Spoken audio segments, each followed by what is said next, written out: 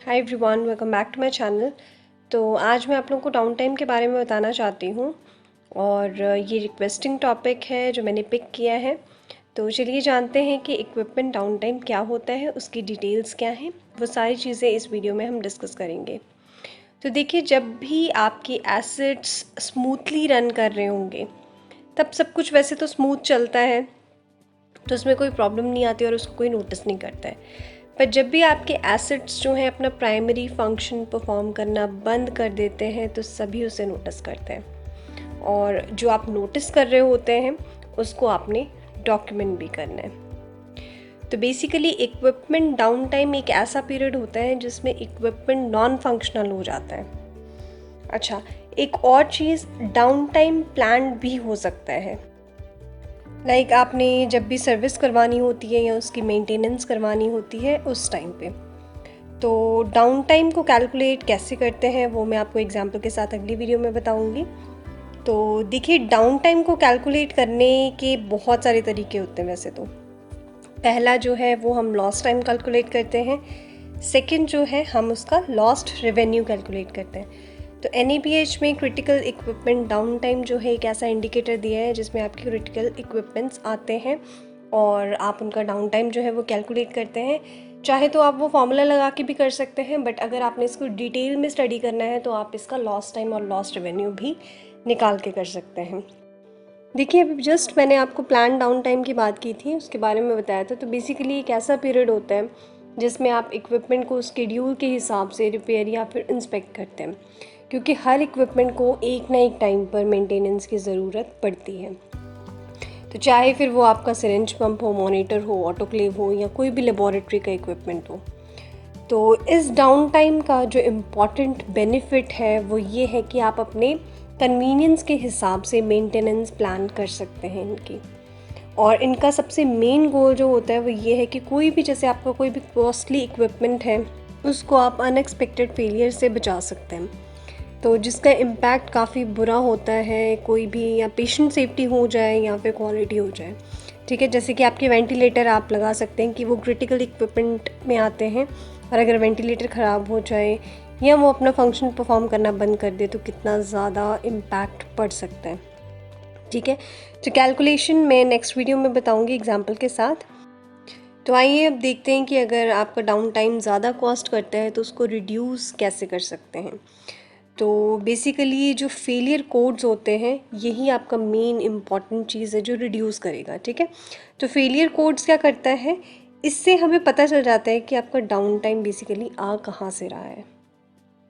तो इसमें काफ़ी सारे फैक्टर्स आते हैं, बट हम कुछ फैक्टर्स को यहाँ पर डिस्कस कर लेते हैं। जैसे कि इक्विपमेंट फेलियर तब भी हो सकता है अगर आपके ऑपरेटर को प्रॉपर ट्रेनिंग ना हो। ठीक है, इक्विपमेंट जब भी वो ऑपरेट करे उसकी ट्रेनिंग ना हो या वो इनकरेक्टली ऑपरेट कर रहा हो आपका जो टेक्नीशियन है, तो एक ये कंट्रीब्यूशन फैक्टर हो सकता है। फेलियर तब भी हो सकता है अगर आपकी प्रिवेंटिव मेंटेनेंस ठीक से ना की जाए इक्विपमेंट की।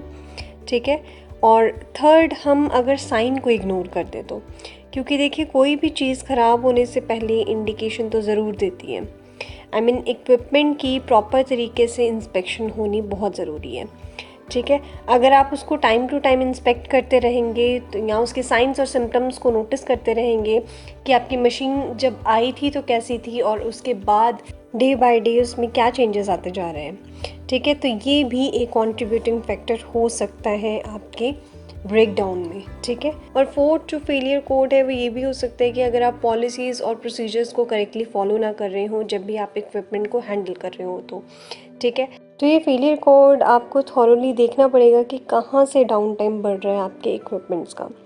तो अगर आपको लगता है कि एनालिसिस के बाद कि अगर आपका जो एरर है वो ज़्यादातर यूज़र फेलियर से आ रहा है, मतलब कि आपके जो टेक्नीशियन है उनको प्रॉपर ट्रेनिंग नहीं है, तो आप उसमें ज़्यादा इन्वेस्टमेंट करें, आप अपने उनको ट्रेन करें, अपने टेक्नीशियंस को बेसिकली ट्रेन करें ताकि वो डाउन टाइम ज़्यादा ना लेके आएँ। अगर डाउन टाइम ज़्यादा होगा तो आपको पता है कि कितना ज़्यादा इम्पैक्ट हो सकता है आपके हॉस्पिटल पे, आपकी क्वालिटी पे, आपके पेशेंट सेफ्टी पे।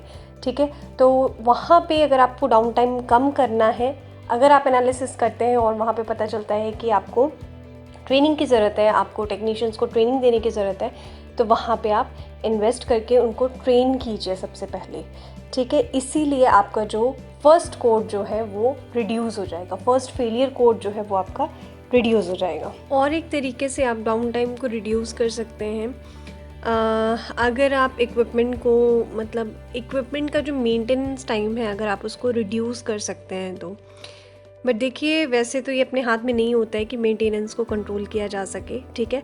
बट अगर आप होमवर्क कर सकते हैं रिस्क मैनेजमेंट से रिलेटेड तो डेफिनेटली इसको रिड्यूस किया जा सकता है। तो जिन लोगों ने मेरी प्रिवेंटिव मेंटेनेंस पे वीडियो नहीं देखी है वो ज़रूर जाके चेक कर लें। उसका लिंक जो है मैं आई बटन में भी दे दूँगी, डिस्क्रिप्शन में भी दे दूँगी, उसमें भी काफ़ी अच्छे से मैंने इसको एक्सप्लेन किया है। तो आप अपना डाउन टाइम को ट्रैक कीजिए, क्योंकि डाउन टाइम बढ़ेगा तो कॉस्ट बढ़ेगी और टाइम भी ज़्यादा कंज्यूम होगा, क्योंकि ये तीनों चीज़ें जो हैं वो एक दूसरे से डायरेक्टली प्रोपोर्शनल हैं, ठीक है। एक चीज़ बढ़ेगी तो दूसरी चीज़ बढ़ेगी, उससे तीसरी चीज़ बढ़ेगी। तो आज के लिए बस इतना ही। उम्मीद करती हूँ आपको आज का टॉपिक पसंद आया होगा। अगर पसंद आया है तो लाइक, शेयर और सब्सक्राइब ज़रूर कीजिए। Till then, bye bye and take care.